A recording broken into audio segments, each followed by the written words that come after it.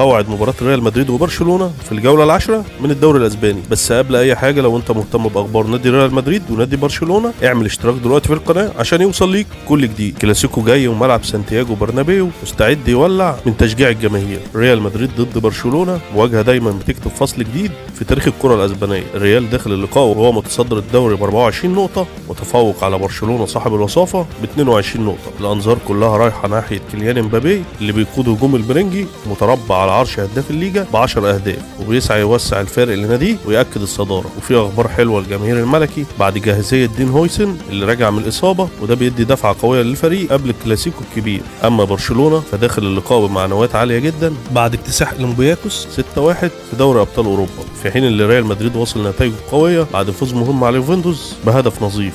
وطبعا الاثاره مضمونه، والمواجهه دي ممكن تغير شكل الجدول تماما.